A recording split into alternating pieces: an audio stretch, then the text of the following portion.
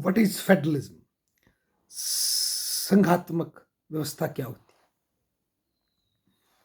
संघात्मक व्यवस्था का जो इंग्लिश वर्ड है फ्यूडस, फेडरल, ये फ्यूडस संधि से बना है। एक ऐसी सरकार जिसको कि समान इकाइयों ने, जो कि एटलीस्ट लीगली इक्वल ट्रीट की गई है, उन्होंने मिलकर बनाया है और उसमें उन सब का सम्मान है। तो उनसे मिल करके एक केंद्रीय सरकार बनती है। उस व्यवस्था को हम संघात्मक व्यवस्था कहते हैं।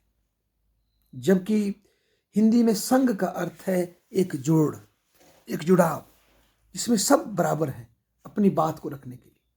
भारत में प्राचीन समय में मल्ल, वज्जी और इस तरह के बहुत से जनपदों में संघों का और संघों के द्वारा चलने वाले शासन का एग्जाम्पल मिलता है, जहाँ पर कि विशेषकर जो डोमिनेंट जो वर्ग थे वो मिलकर के फैसला लेते थे, किसी एक व्यक्ति को राजा नहीं बनाया जाता था।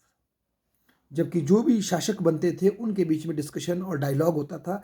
एक राजा की तुलना में असंख्य राजा होते थे जो कि मिलकर के एक डिस्कशन के माध्यम से अपने शासन को चलाते थे। इसी तरह से अगर हम इसका एग्जाम्पल देखें, हमें एथेंस में मिल जाता है, प्राचीन यूनान के एथेंस में मिल जाता है, जहाँ पर कि लोग विशेषकर जो रूलिंग क्लास थी, जिसमें कि पुरुष आते थे, एथेंस के जो लोकल पुरुष आते थे, ग्रीक्स, वो लोग जो है डिस्कशन के माध्यम से अपना शासन को चलाते थे। हालांकि महिलाएं और दास उससे एक्सक्लूड थे। तो संघात्मक व्यवस्था की रूट्स यहाँ से निकलती। और मॉडर्न टाइम में जो कॉन्स्टिट्यूशनल प्रोविजंस हैं, उनके अंदर स्टेट गवर्नमेंट्स के लिए एक लीगल इक्वलिटी इंश्योर की जाती है, उनके अस्तित्व को सेफ किया जाता है फेडरल सिस्टम में।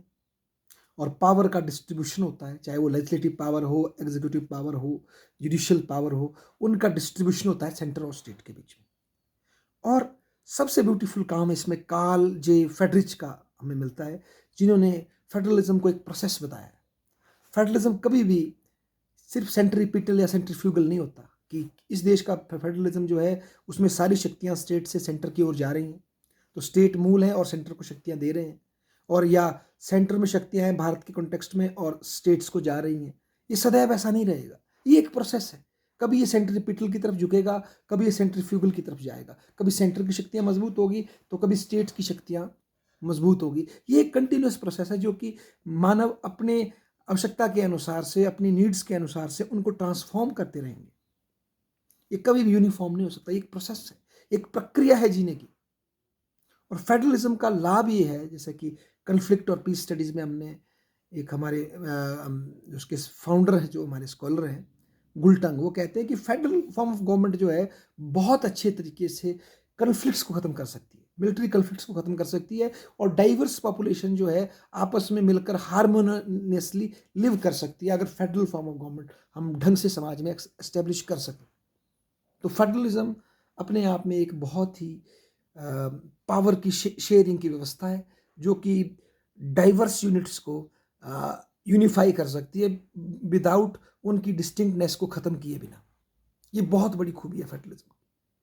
और फेडरलिज्म एक ऐसा इंस्टीट्यूशन है, अगर इसको प्रमोट किया जाए तो ये विश्व में शांति स्थापित कर सकता है। EU इसका उदाहरण है, आसियान इस पे काम कर रहा है कि फेडरलाइज कैसे हों हम, है ना। और यानी कि फेडरलिज्म को सिर्फ देश की बाउंड्री के अंदर अगर हम फेडरल कहते हैं तो देश की बाउंड्री के बाद उसे कन्फेडरल कह सकते हैं, जिसमें कि यूनिट्स जुड़ने के लिए भी फ्री है और छोड़ने के लिए भी फ्री है। तो federalism is a institution of power sharing without losing your own distinct identity. शक्ति को बड़ा बनाना, अपनी अलग आइडेंटिटी को बचाते हुए, उसमें एक बैलेंस बनाते हुए, इस व्यवस्था को हम फेडरलिज्म कहते हैं। और हमारे देश के समक्ष एक बहुत बड़ी चुनौती आने वाली है 2027 के बाद, जब उत्तर भारत के राज्यों का और वेस्ट के राज्यों का या ईस्ट के राज्यों की पॉपुलेशन बढ़ रही है और साउथ इंडिया की पॉपुलेशन डिक्लाइन हो रही है।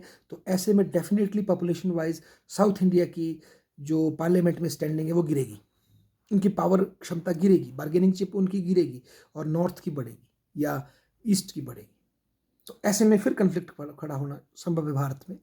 और शायद मुझे लगता है इसका एक ही सोल्यूशन होगा, राज्यसभा में सभी राज्यों की शक्तियों को बराबर करना उनको इक्वल मेंबरशिप देना और राज्यसभा के पास फाइनेंशियल और दूसरी पावर्स को बढ़ाना, ताकि जिन स्टेट्स की पॉपुलेशन कम है वो अपने को बड़े स्टेट्स के सामने थ्रेटन महसूस न करें, अपने इंटरेस्ट को प्रोटेक्ट कर सकें।